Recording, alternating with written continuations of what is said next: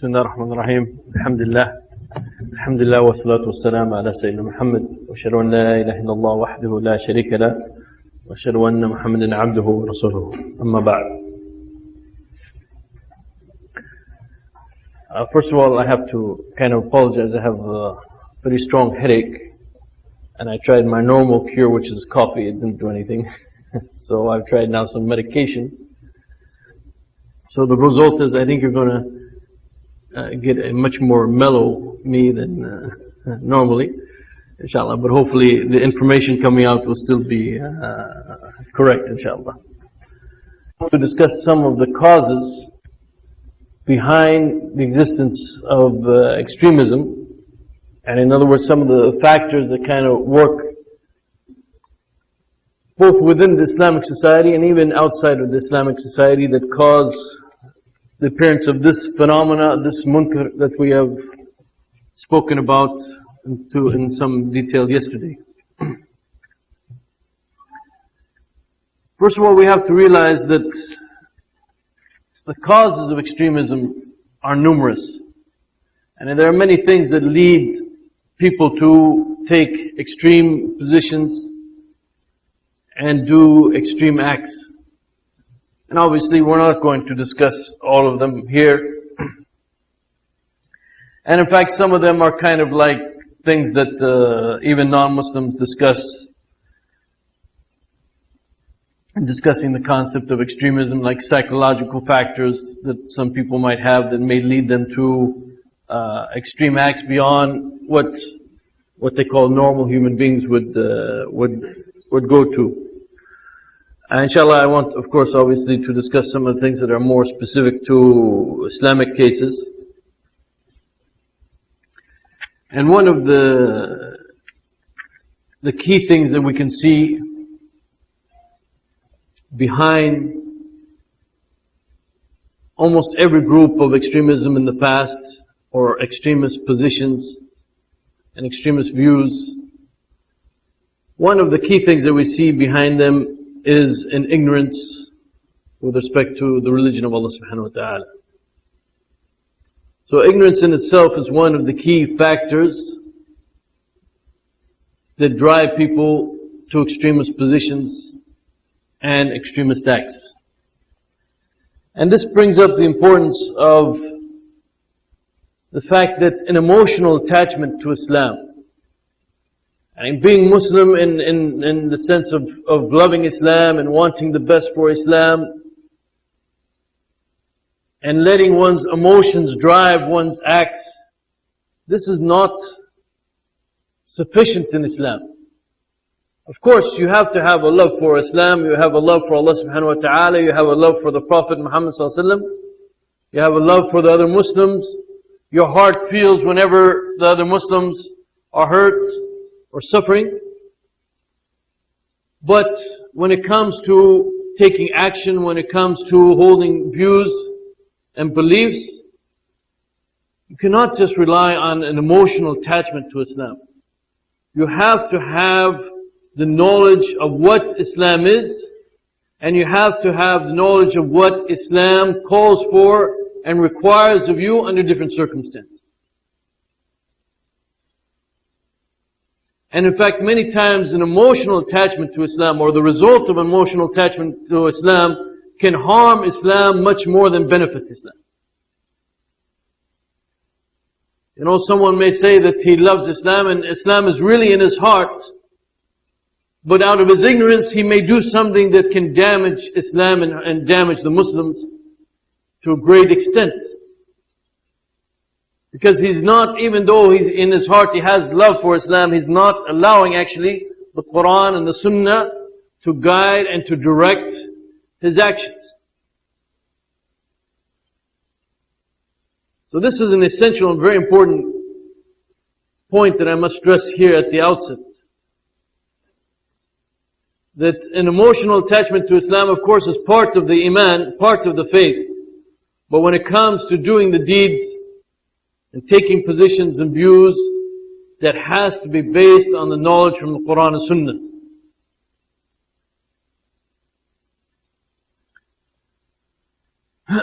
There are people who go beyond, for example, the limits of the Sharia, the example set by the Prophet Muhammad ﷺ, and they do that as they think they do that out of their love for Allah or for Islam. But as in the example that I believe I gave yesterday, and for example, the Prophet Muhammad ﷺ, when he remained patient in Mecca, and when the Muslims around him remained patient in Mecca, and they did not resort to the use of force, the legal use of force, until Allah had given them permission to do so, their remaining patient was also out of their love for Allah subhanahu wa ta'ala and their love for this deen. Because this is what Allah has commanded them under those circumstances. So out of love for Allah subhanahu wa ta'ala, they obeyed what Allah subhanahu wa ta'ala had ordered them to do. And so therefore they remained patient. Even though sometimes when you have to be patient, sometimes you may witness events, you may witness things that are happening to your brother Muslims that are very hard for your heart to take. And your heart just cries and cannot continue to watch what is happening to your brother Muslims and sisters, for example. But your real love for Allah subhanahu wa ta'ala and your real love for this deen will be demonstrated by the fact that you will not act in any other way except what is approved by Allah subhanahu wa ta'ala. In the same way that the Prophet Muhammad sallallahu alaihi wasallam and the Sahaba did not act and behave in any way other than what Allah subhanahu wa ta'ala had approved for them. And as I said, I think we discussed some of those points yesterday. And in particular, when looking at the extremists, like for example, Lecutre in his book, he mentions a number of different aspects in which they are ignorant of the deen, and this ignorance has caused them to stray from the correct path and go to one of the extremes, which we used to have on the board there. You know, the two extremes. I can just refer to them without writing them up again, right? So, for example, he talks about the fact that they are ignorant of the book of Allah subhanahu wa ta'ala. They are ignorant of the sunnah. They are ignorant with respect to the methodology. And this is also a very important point. And in fact, in particular in the United States or many communities, and in the methodology of reasoning, or like for example what is known as usul al-fiqh, and how to get from the text of the Quran or the text of the hadith to a conclusion or belief. And this process or this methodology is something well defined in Islam. And it's one of the key aspects that we have to study. What they call usul al-fiqh or Islamic legal theory or methodology. Because it is in ignorance of these aspects that lead many people to coming to conclusions that are incorrect.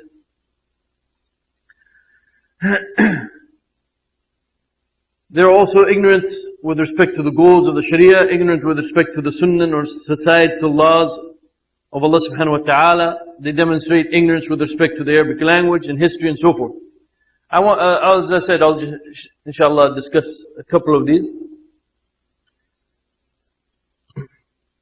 Ignorance with respect to the book of Allah subhanahu wa ta'ala. We already gave the classic example of that yesterday, in which the Khawarij, in their debating with Ali, and in their discussion about Ali, when they concluded that Ali was a disbeliever,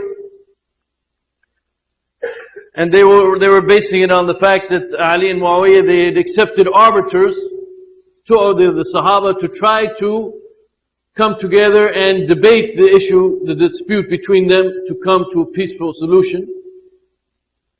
And they told Ali that if you accept this arbiter, Hakim, then you are actually making kufr. Because Allah subhanahu wa ta'ala says, إِنَّ الْحُكْمُ إِلَّا لِلَّهِ, that the rule is only for Allah subhanahu wa ta'ala. So if you accept anybody else to make a decision, then you are committing kufr. So they are taking a verse of the Quran. And this is one of the dangers of almost every extremist group. Basically, in general, if someone is going to come to you with falsehood, with batil, he has to mix some truth in there, or at least mix something that will appeal to you. So when someone comes to you and is quoting verses of the Quran or hadith of the Prophet ﷺ, it is very it can be very forceful, very effective, even to convince you of something which is batil, which is falsehood. And in fact, Ali told them that this statement that you've made, this is a statement which is true, but you intend by it, what you mean by it is something which is false. And to show you the kind of ignorance and how great their ignorance is, ignorance and arrogance many times go together. Their ignorance is so great when you think about it, and yet their arrogance is so great, even they are talking to one of the companions of the Prophet Muhammad ﷺ. And they're telling him he's a kafir because he doesn't understand this verse of the Quran. And unfortunately, many people, they may not think about it in that way, but they have the same kind of arrogance when it comes to the Quran. You tell them the companions understood it this way, and they're like, what did the companions do? Yeah, they just lived 23 years with the Prophet Muhammad ﷺ. That doesn't mean much. If you go to many places in the Quran, actually even Allah subhanahu wa ta'ala shows us the concept of bringing arbiters. And you can find also hadith with the Prophet ﷺ in which the Prophet ﷺ accepted the idea that there are human beings who can arbitrate and try to make peace between believers. For example, Allah subhanahu wa ta'ala, in one of the verses, Allah subhanahu wa ta'ala says, وَإِنْ خِفْتُمْ شِقَاقَ بَيْنِهِمَا فَابْعَثُوا حَكَمًا مِنْ أَهْلِهِ وَحَكَمًا مِنْ أَهْلِهَا إِنْ يُرِيدَ إِصْلَاحًا يُوَفِّقِ اللَّهُ بَيْنَهُمَا. Allah subhanahu wa ta'ala says that if you fear a breach between the two, talking about between the husband and the wife, then appoint two arbiters, appoint an arbiter from his family and an arbiter from hers. And if they wish for peace, Allah will cause their reconciliation. So here Allah subhanahu wa ta'ala is saying, send a hakam, someone who will judge between them, make peace between them. Now obviously, these people who do this kind of act, as in the case between Ali and Muawiyah, they should base the decision on the knowledge of the Quran and Sunnah. But still they are making a decision, they are arbitrating, and Allah subhanahu wa ta'ala approves that kind of act. This is the same kind of act that is described in this verse in the Quran that led the Khawarij to call Ali a kafir. And when they called him a kafir, they broke off from the Muslim community. They began to fight against the Muslims. They said all of these people who are outside of the Khawarij, all of them are kuffar. All of these Muslims are kuffar. As the Prophet ﷺ described them, they fight the people of Islam and they leave the people of the idols alone. And if a mushrik came to them and said, I am a mushrik and I want to hear what's the book of Allah, they will grant him peace and asylum based on the verse in the Quran that if they come to you asking to hear the word of Allah, then give them respite so they can hear the word of Allah. But if they come to them saying that they're a Muslim, then they will kill them. Because they're Muslim but outside of the Khawarij, so they are kuffar. And the whole root of all that, the whole root of all that killing, all that bloodshed, goes back to this incident and goes back to this source. That they completely misunderstood a verse in the Quran. That if they would just have taken the time to see what the Quran is saying in other verses and listen to any of the people of knowledge, they would have easily have seen their falsehood. And that is why actually when some of the Sahaba actually went to the Khawarij to debate them, you find sometimes thousands of the Khawarij, they left their bid'ah because some people their intention is good, but they don't have the knowledge. That's why I said that emotional attachment to Islam is not enough. When Ibn Abbas went to debate with the Khawarij, some of the narrations say thousands of them left their bid'ah because it was easy to refute their bid'ah. So if you have the good intention, the knowledge comes to you, inshallah, you'll come back to the correct way. Ignorance of the Sunnah also, and the way they, and we talked about that yesterday, the way they misinterpret, for example, the hadith of the Prophet ﷺ about al-jama'ah and Bayan and all of these kind of things. One of the important aspects that they show, again, a complete and a disregard for some of the main principles in the Sharia. And that is the concept of maqasid al-Sharia, the goals or the overriding purposes of the Sharia. The scholars like Ash-Shatibi and others, they have, in their reading of the Quran, Hadith, they have found that the Sharia is trying to protect, not just protect, but also to establish and preserve and improve basic goals. And these goals are, for example, the deen, the religion. And the establishment of the deen and its preservation, this is one of the main goals of the Sharia.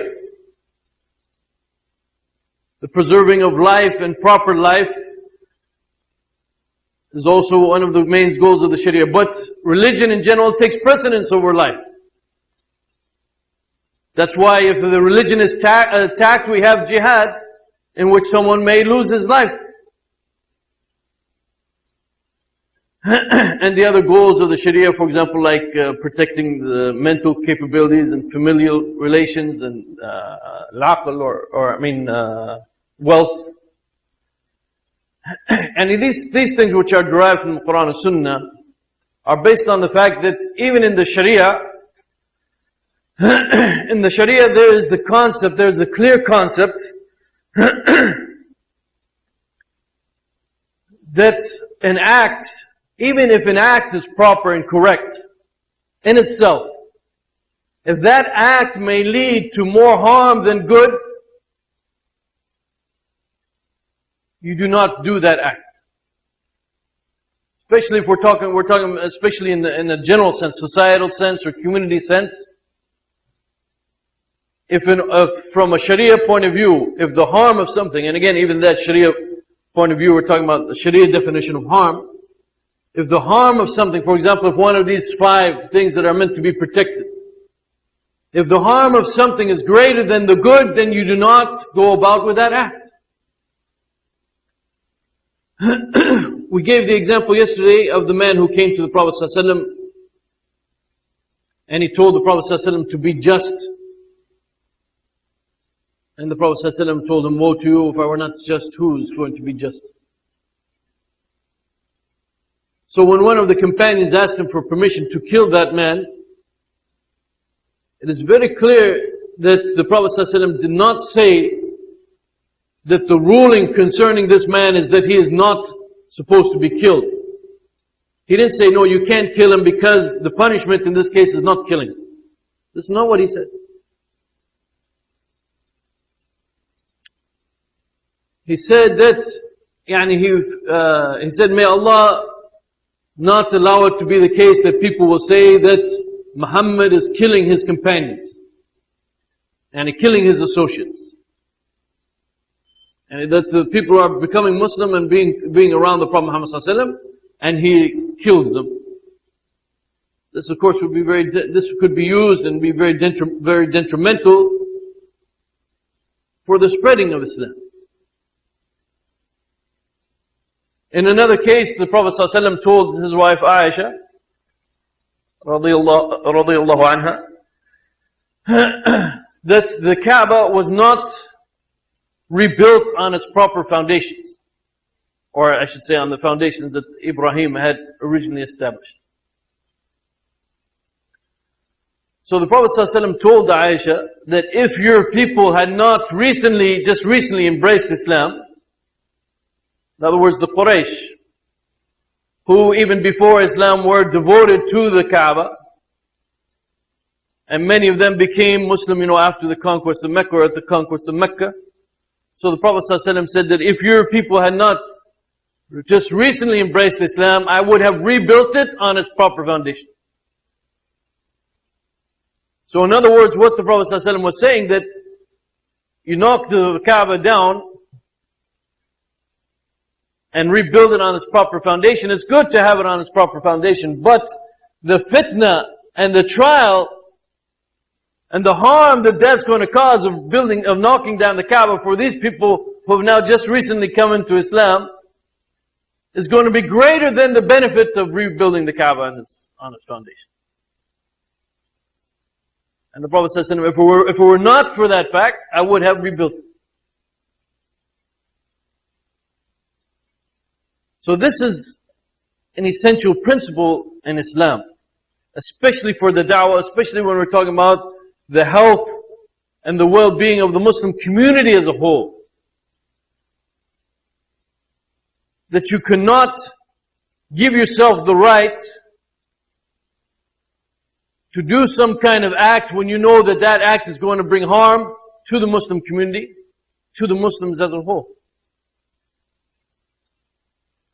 And if you think about, for example, the incident on September 11th,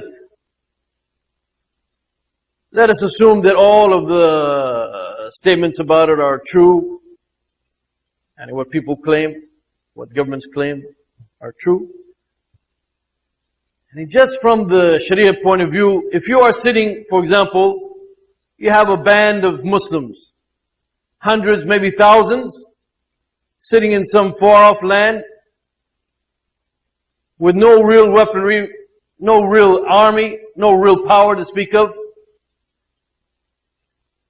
And not only that, the opposing country has already threatened you and is already upset with you because you gave an oil contract to an Argentinian company instead of an American company.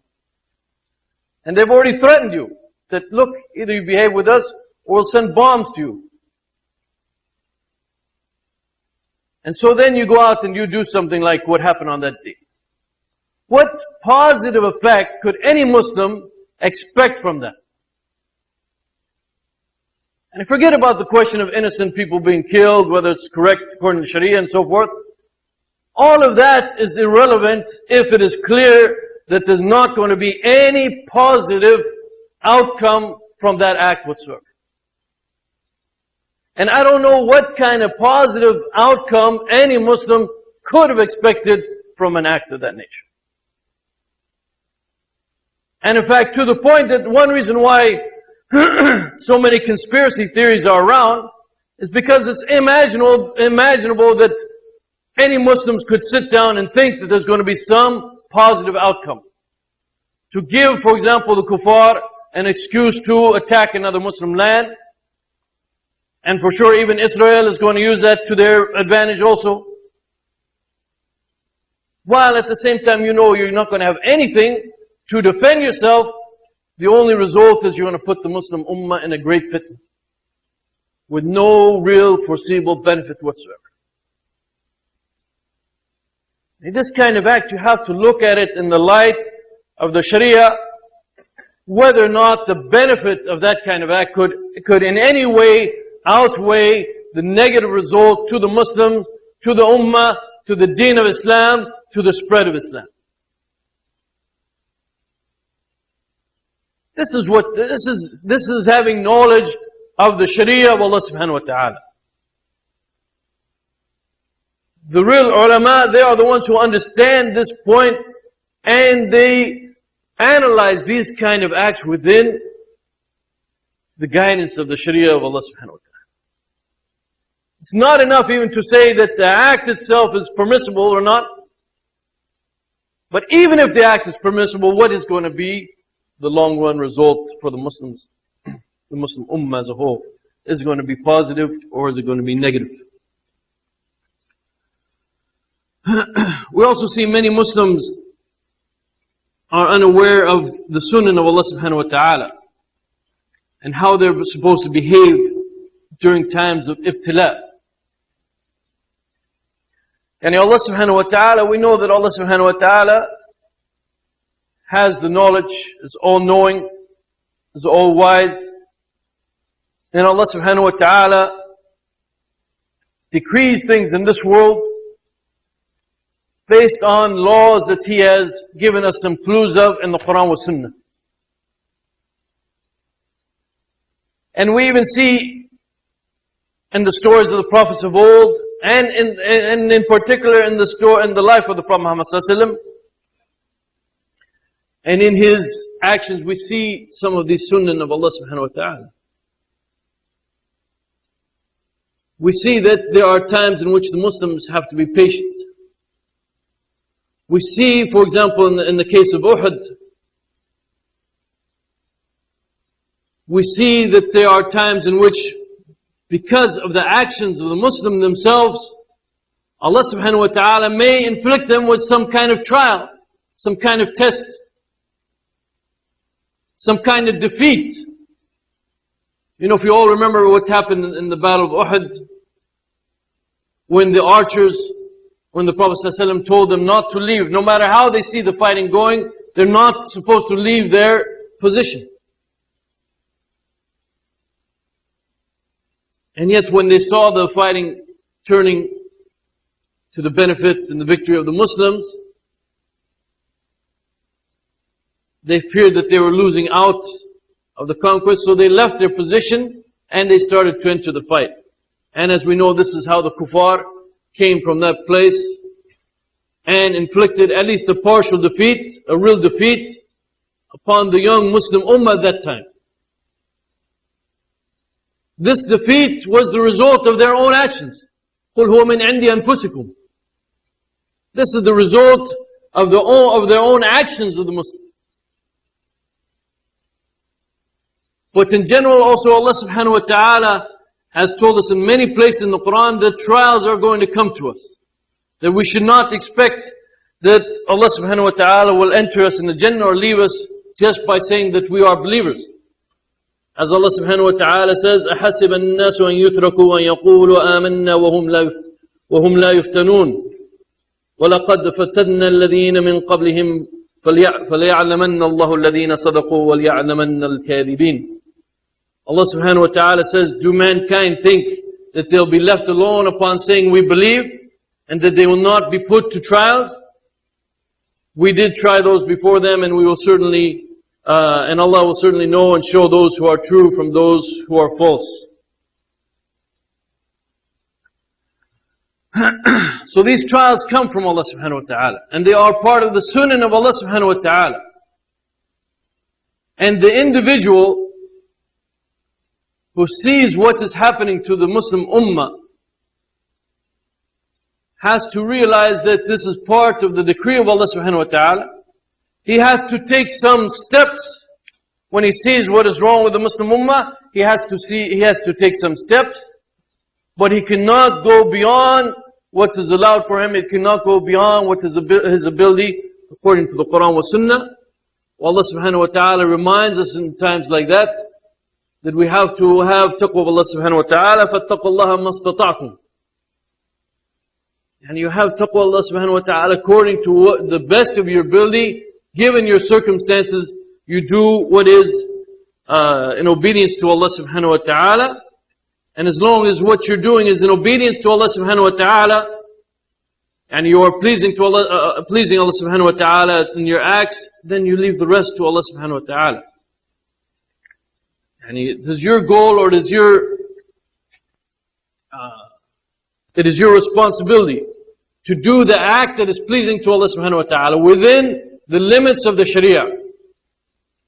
It is not, for example, your responsibility all of a sudden to create an Islamic state and overthrow all the governments that exist and overthrow the kuffar and defeat the kuffar if it is not within your ability.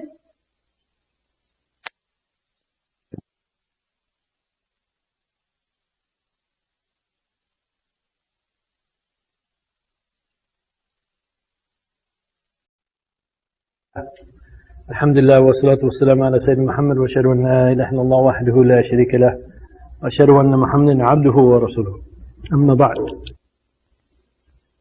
The people who became specialists in the deen, who went to like religious schools and so forth, in general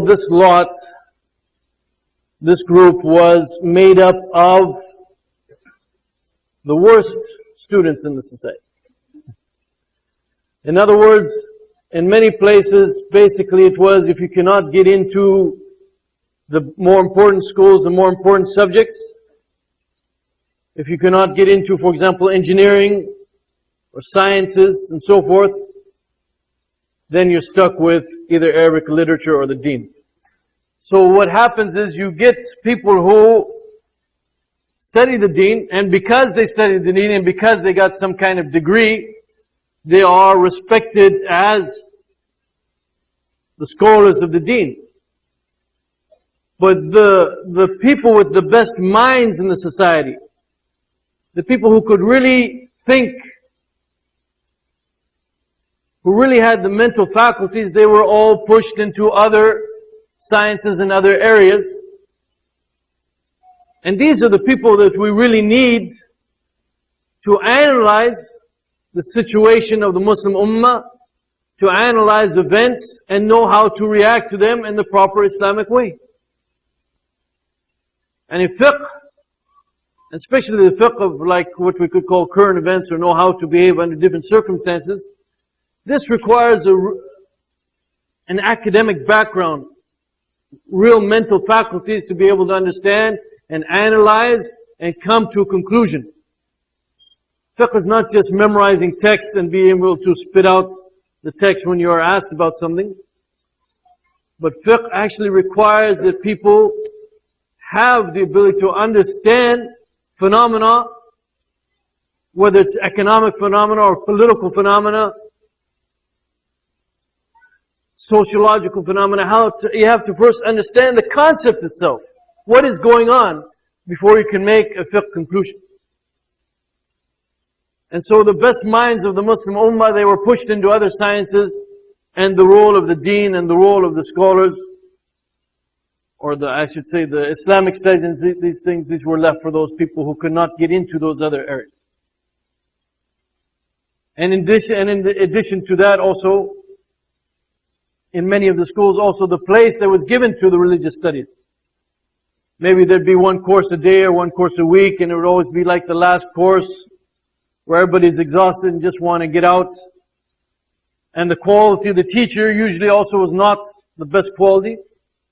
So the whole system in many Muslim countries for the past 100 to 150 years was discouraging the real development of scholars, people who had in-depth knowledge and understanding such that they could lead the Muslims.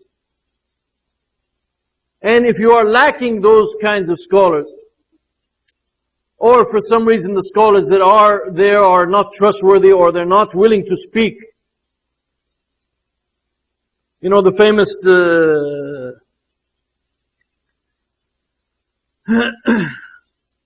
famous quote from Imam Ahmed about whether or not the scholar can resort to tuqya. Yani that, for example, if the scholar is asked a question, does he have the right to resort to this principle that out of fear of some negative consequence and so forth, that he can lie and not say the truth? So Imam Ahmed's answer to that was, if the scholar resorts to tuqya and the ignorant is ignorant, when will the truth be told? And how is the truth going to be known if the scholars are not speaking? And you cannot expect the ignorant to know what is the truth. And if the scholars are fearful and not willing to speak, then when is the truth going to be spoken? And who is it who's going to come up and say the truth? And this is what has led to, for example, if we're talking, let's say in particular, the movement in Egypt, and by the way, the movement in Egypt, and why I stress that movement in Egypt is because it's also very relevant to the movement that still exists nowadays, the kind of extremist movements that exist nowadays. So when people don't have ulama, they turn to others like themselves who are ignorant like themselves, and they give fatwas for each other, and it's like the blind leading the blind. And what can you expect? You know, for example, some of these extremist movements in Egypt that developed in the prisons in Egypt, they have some of the same thinking as the Khawarij that we talked about. And when it was pointed out to them by other people in prison who had maybe a little bit more knowledge, a little bit more experience, who were trying to advise them and saying, look, you're going too far, they would tell them, your beliefs, these ideas that you're promoting are the same ideas that were promoted by the Khawarij way back when. And they had no clue who were the Khawarij. They never heard of them before. And they say, for example, if you go to a Shahrastani's book on the groups in Islam, you'll find the same arguments that you're making. And they said, you know, I've never heard of that book. One of them said, oh, I remember seeing that in the library somewhere. So if the scholars are not fulfilling their role, first of all, if you don't have the scholars and you're not developing the real scholars, and I think I touched upon that, this kind of importance of this in my lecture last night, so I'll not get into it here.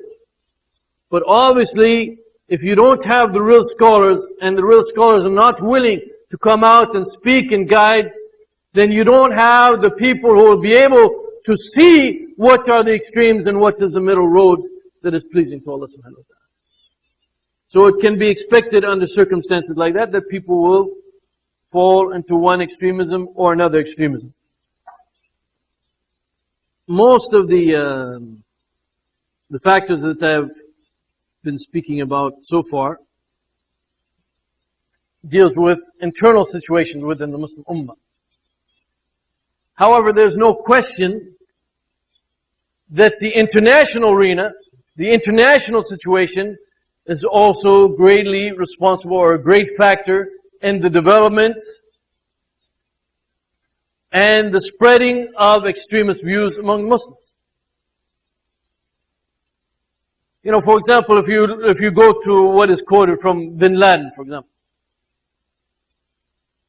You know, after the attacks on the World Trade Center and all that stuff about, oh, they hate our freedoms and so forth. I don't know who came up with that, but that's...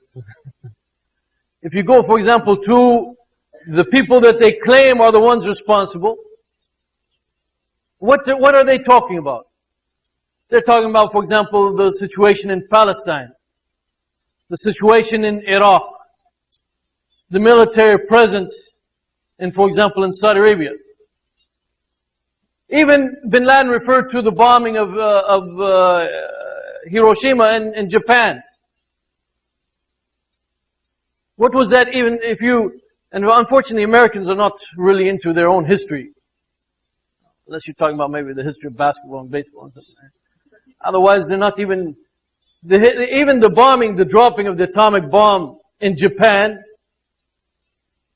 it's well recognized by many American historians. The purpose of that was not to defeat the Japanese, because the Japanese were already ready to surrender. They didn't need to drop those bombs in order for the war to come to an end. That's the official excuse that they give now. Oh, we dropped those bombs. Yes, we killed so many, hundreds of thousands, but it was for a good cause, to save so many other people from dying. But historians know that wasn't the case. The war was coming to an end. The Japanese were ready to surrender. Now, what's the theory of why they dropped the bomb? If you want to read about that, you can read about it on your own.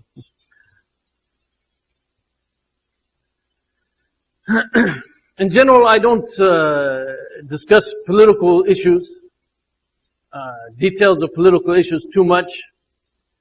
And the reason I don't discuss it is there are a number of reasons. So let me just preface some of the points that I'm going to make by giving these these introductory points.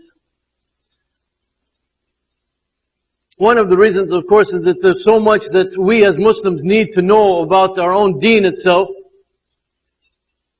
that if you have a conflict of time, what are you going to spend your time on? It's much better for us Muslims to spend our time knowing and really understanding what our deen is telling us, and what it is we're supposed to believe, how we're supposed to behave, and so forth. And also, when it comes to political issues, it's very easy to go to an extreme. Extremists everywhere.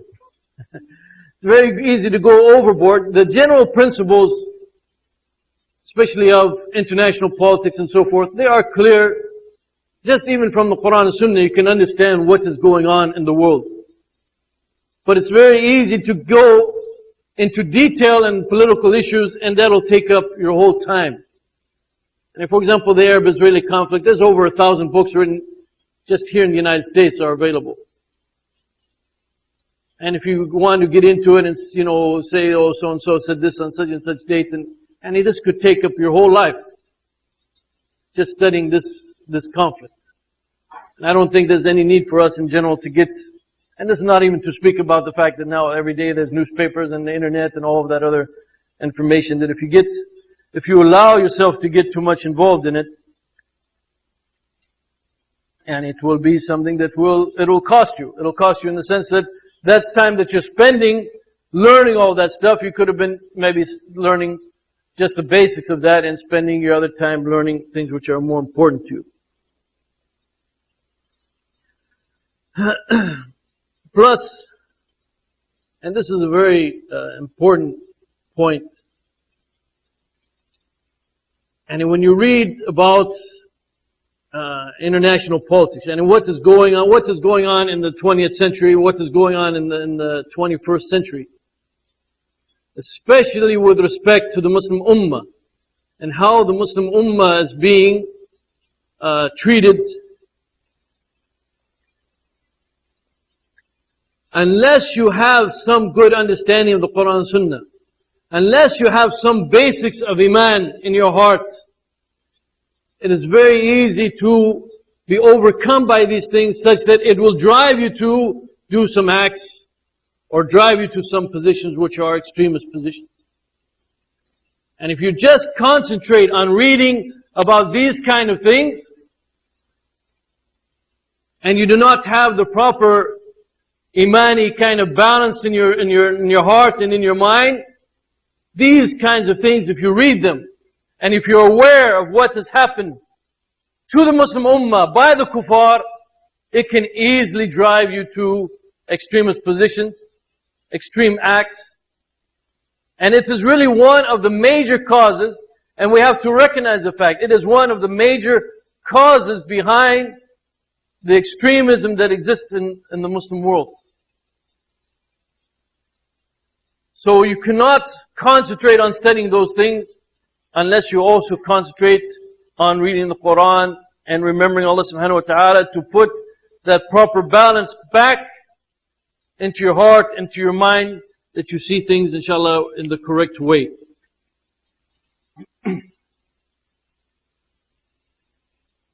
However, at the same time, to some extent, I think it is important that we study some of these topics and we understand what is going on, because also our judgment of each other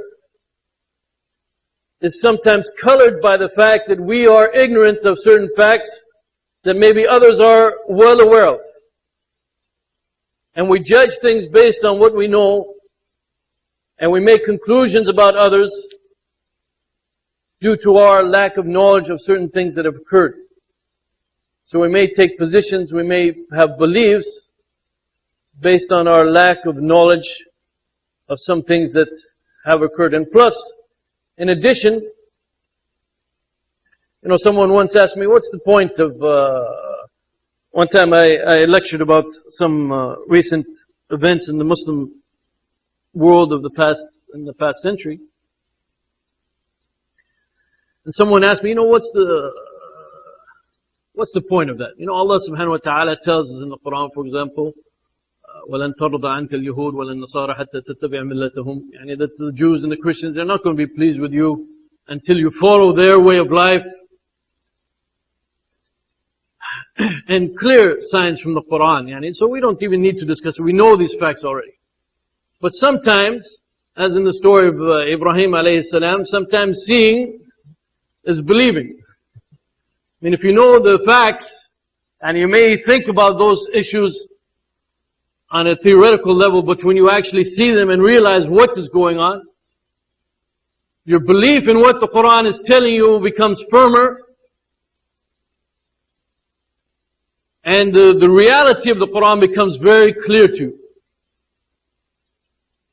And if, for example, in that point, there are many people, Muslims here in the United States, that cannot imagine that there's really any hatred between the Christians and Jews versus Islam, towards Islam. And also, finally, we have to make sure that we are not fooled by the kuffar also. To be put in situations where they deceive us about their acts, and we come to some conclusions which are not correct according to Quran and Sunnah. For example, there was a Young Republicans conference at the University of Oregon. If you ever want a source of humorous anecdotes, just watch a Young Republicans conference. So the speaker, it was a woman. She's a far right speaker. I forget. I can never remember her name. Anyway, this was shortly after September 11th, and so someone in the audience stood up and asked the question that, don't you think that American foreign policy has something to do with the existence of these terrorists and the acts that they perform? And so the woman, she answered that the last two wars that we've gone through have been on behalf of Muslims. And it seems like the Muslims are not getting the picture. The last two wars that America went through were on behalf of Muslims. Now, American or Muslims here in this country, they hear this kind of thing, they might be fooled by it. First of all, do you imagine that America is really going to go to war on behalf of Muslims, and that's going to be their real intent behind it? Similarly, in Newsweek magazine, one time they had this issue, I forget, I think they had something like the Quran on the cover. And they had an article in there, and also the author of that article, Christopher Dickey, he mentioned the fact that Americans defended Muslims against the likes of Saddam Hussein and Slobodan Milosevic was ignored because for Bin Laden's bloody-minded purposes, it had to be. So here again, they're trying to paint America as this great defender of Muslims. Defended Muslims from Saddam Hussein and defended Muslims from Milosevic. And these are the kind of issues that if you allow yourself just to listen to the mainstream media and so forth, you might be duped into believing that this is the case. That America is actually our friend, and they've come to our defense on many occasions. And I think if you take the time to analyze it a little bit closer, you'll find that maybe, in fact, what they're claiming is not true whatsoever.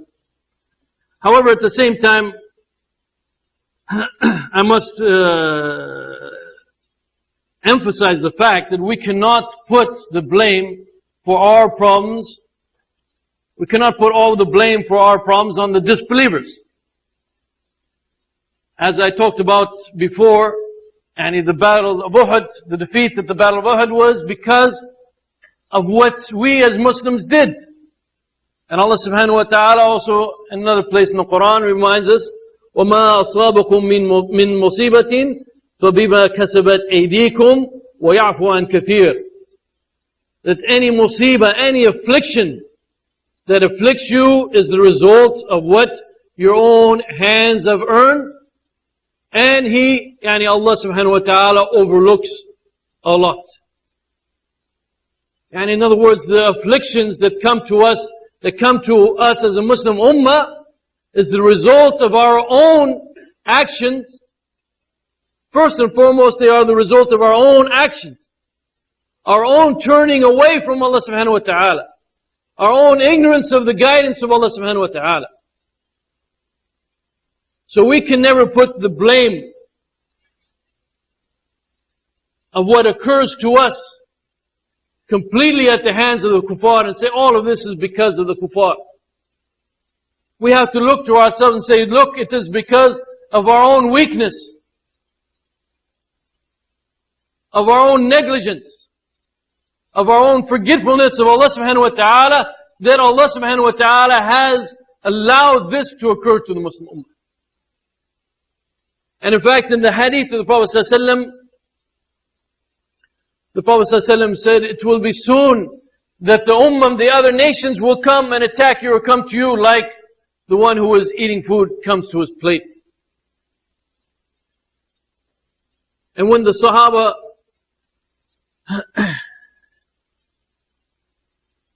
when the Sahabi asked him, is it at that time, is this because we're going to be a small number, and that's why they're going to easily come and just attack us like someone eating from a plate? The Prophet ﷺ would tell him, no, it's not because of your small number, but you will become like the froth on the sea.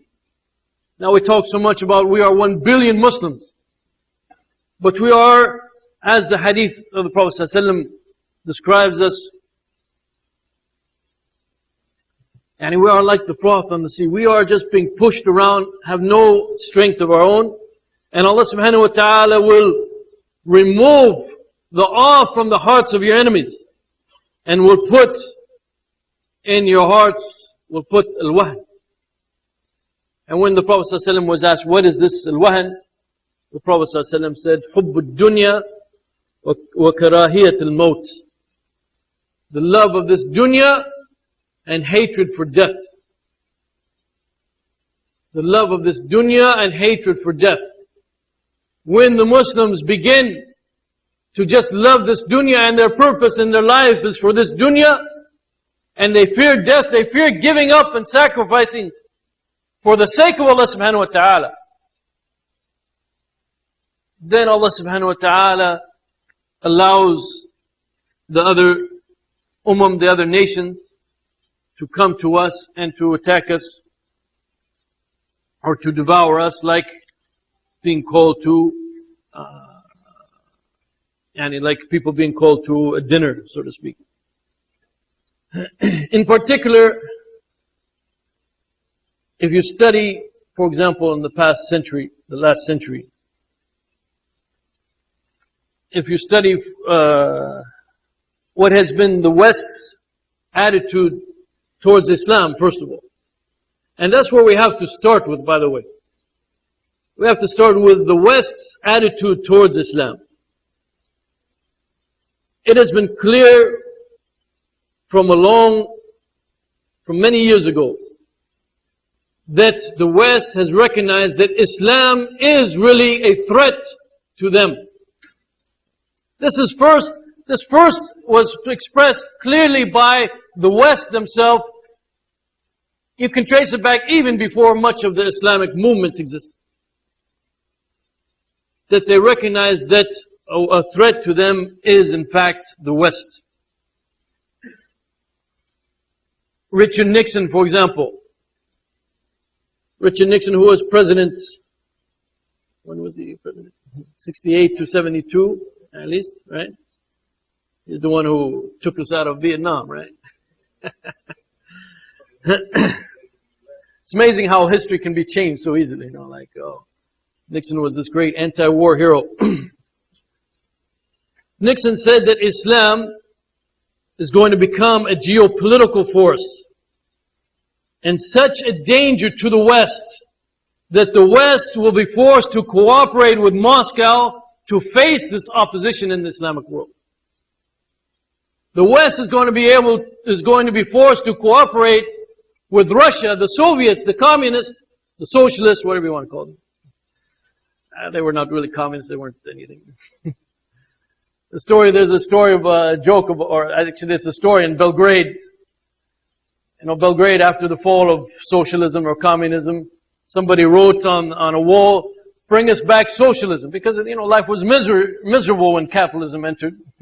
So someone wrote on the wall, "Bring us back socialism." And somebody else wrote before it, "We never had socialism." And so the first guy went back, "Bring us back what we had before."